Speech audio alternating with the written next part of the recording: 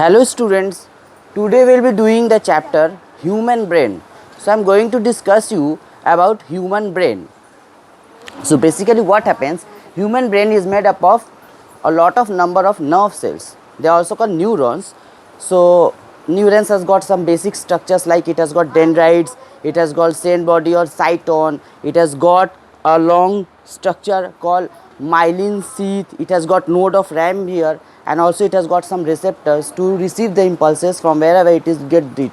So the thing is that I am going to make you a human brain. So let us I am roughly making the diagram of a human brain. Suppose this is a human brain, so we can divide the human brain into three parts.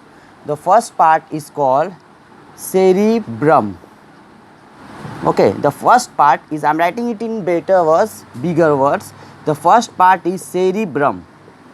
So what is cerebrum? This part of the brain helps us in thinking. Whatever we think, whatever we remember, we do this all because of this cerebrum.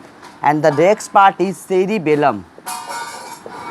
So what is cerebellum? Cerebellum is the next part of brain. The cerebellum part of brain helps us in balancing. You might have seen the people like this is the structure and people are walking on it by their one leg.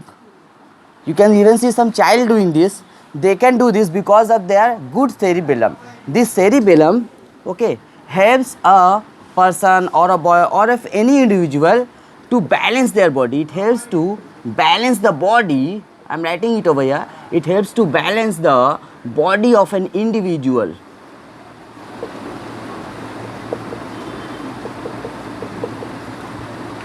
Now let us move to the third part, which is medulla.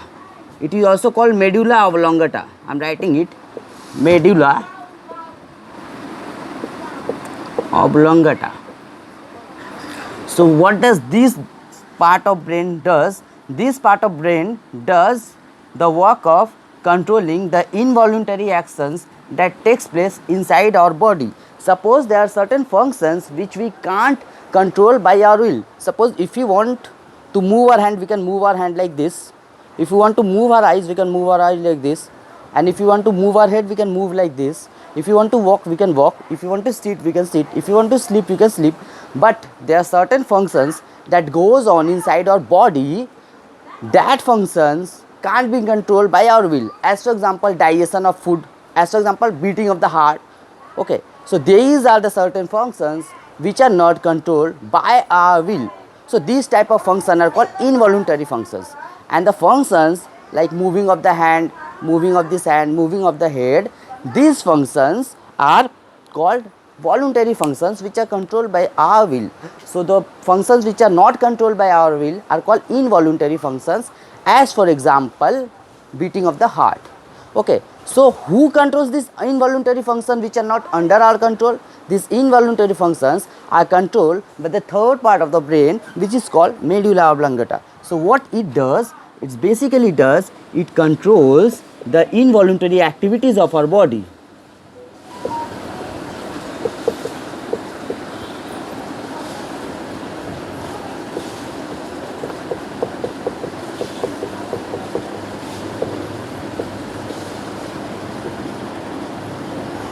Okay, so these are the certain parts of a brain. In the next video I'll explain you, or in my upcoming videos I'll explain you about the nerve cell or neuron, means the cell by which the brain is made. It is made up of millions of cells. Okay, so now I have explained to you regarding this. So if you have any problem, you can comment me and I will make the video according to your comment. So thanks for watching the video. Keep learning.